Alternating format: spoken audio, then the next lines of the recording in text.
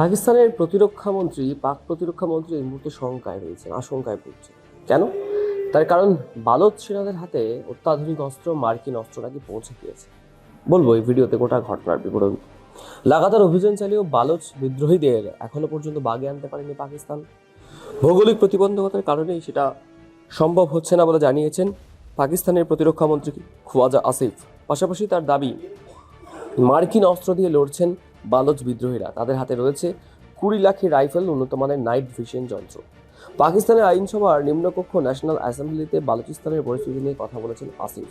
সেখানে বালোচ বিদ্রোহীদের বিরুদ্ধে লড়তে গিয়ে পাক সেনাকে কি কি প্রতিবন্ধকতার সম্মুখীন হতে হচ্ছে সে ব্যাপারেও তিনি জানিয়েছেন। প্রতিরক্ষামন্ত্রী আসিফ তিনি বলছেন, ভৌগোলিকভাবে বালুচিস্তান পাকিস্তানের 40% স্থান জুড়ে রয়েছে। এটাকে নিয়ন্ত্রণ করা একটা জনবহুল শহরকে নিয়ন্ত্রণ করার চেয়ে অনেক বেশি শক্ত। আমাদের সেনারা সেখানে রয়েছেন এবং তারা তাদের বিরুদ্ধে পদক্ষেপ করেছে, কিন্তু তারা এত বড় একটা এলাকা পাহারা দেওয়ার ক্ষেত্রে শারীরিকভাবে প্রতিবন্ধী। শুধু তাই নয়, এই লড়াইয়ে বালোচ বিদ্রোহীদের বিদেশি শত্রুরা সাহায্য করেছে বলে দাবি পাক প্রতিরক্ষা মন্ত্রী। তার দাবি, উন্নত মানের প্রযুক্তি ব্যবহার করেছেন বালোচ বিদ্রোহীরা, এমন অস্ত্র যা পাক সেনার কারোর কাছেই নেই। প্রতিরক্ষা মন্ত্রী আরও বলছেন, ওদের কাছে 20 লাখ টাকার রাইফেল আছে, আমাদের কাছেও এমন রাইফেল নেই। ওদের কাছে $4-5 হাজার থার্মাল যন্ত্র রয়েছে, এমন মিলিটারি গিয়ার রয়েছে যার দাম $20,000। এগুলি আসছে কোথা থেকে? কারা এই সমস্ত অস্ত্রের জন্য টাকা দিচ্ছে?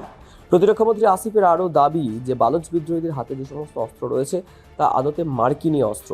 পাক প্রতিরক্ষামন্ত্রীর অভিযোগ, এই বিদ্রোহীদের নেতারা আফগানিস্তানের লোক, ওখান থেকে ওরা যাবতীয় সাহায্য পাচ্ছে। গত কয়েকদিনে বারবার উত্তপ্ত হয়ে উঠেছে পাকিস্তানের বালুচিস্তান। এই প্রদেশের বিভিন্ন স্কুল, ব্যাংক এবং সামরিকভাবে গুরুত্বপূর্ণ এলাকায় হামলার অভিযোগ উঠেছে। গত সপ্তাহে এমন 12টি জায়গায় হামলার অভিযোগ ওঠে। তাতে উঠে আসে বালোচ বিদ্রোহী গোষ্ঠী বালোচ লিবারেশন আর্মি বা BL এর নাম।